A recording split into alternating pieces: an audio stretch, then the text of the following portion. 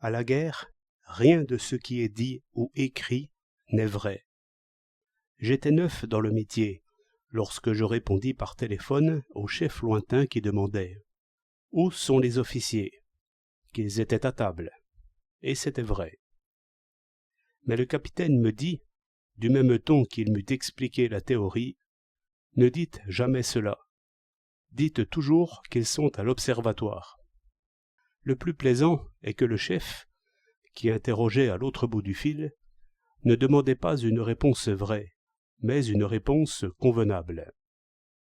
J'en eus 1000 preuves dans la suite.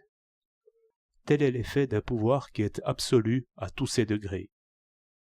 On ne peut pas punir un homme parce qu'il a dit la vérité, mais il y a 1000 manières de le déporter, par une décision sans appel, dans la région la plus boueuse et la plus redoutée.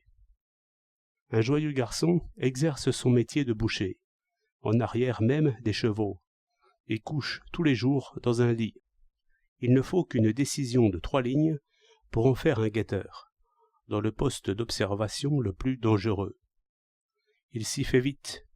En principe, c'est le poste qui fait le héros. Il n'en est pas moins vrai que ces sanctions, qui ne sont pas des sanctions, agissent énergiquement sur l'imagination de ceux qui se trouvent à l'abri. Ce genre de peur, qu'on éprouve loin du danger, rend lâche. C'est par là que l'on tombe aussitôt à l'état d'esclave, et que le despotisme oriental produit aussitôt ses fruits accoutumés. Je remarque en passant que ce genre d'esclavage est propre à l'état de guerre. À la caserne, lorsqu'un secrétaire est remis dans le rang, ce n'est pas la mort.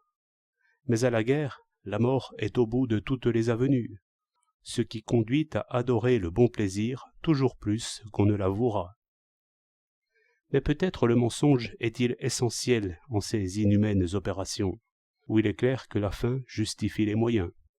La victoire efface toutes les fautes, et chacun comprend pourquoi, mais la défaite couvre aussi les fautes qui en sont la cause réelle par cet irrésistible balayage qui disperse aussi les preuves. De là une disposition étonnante à rendre compte non selon la vérité, mais pour le mieux. Et le mieux a beaucoup de visages. Dans un obscur combat, et sans succès, il y eut, selon le jeu éternel des sentiments humains, une sorte de trêve, pendant laquelle chaque partie releva ses blessés. Mais sait-on jamais ce qu'il y eut? Je me souviens d'un compte rendu qui racontait quelque chose comme cela, avec cette expression qui me frappa par la nouveauté. Une salve d'honneur marqua la reprise du combat. La réponse ne se fit pas attendre. Je ne puis croire, disait le chef, que les choses se soient passées ainsi, contrairement à tous les ordres et aux règlements militaires. J'exige une enquête plus attentive et un rapport plus conforme aux faits. Le second rapport, qui ne tarda guère, fut sobre et catégorique.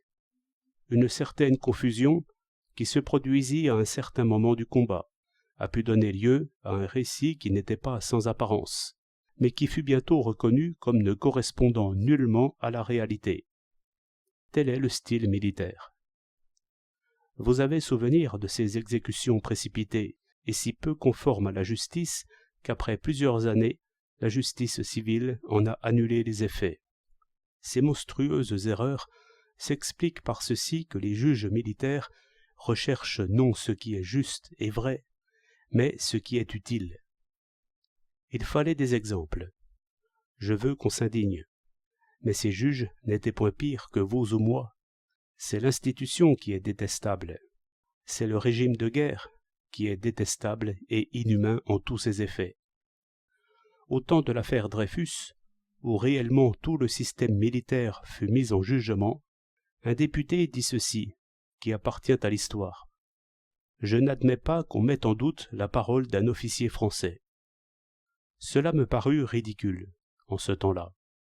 Maintenant, j'y vois de la profondeur.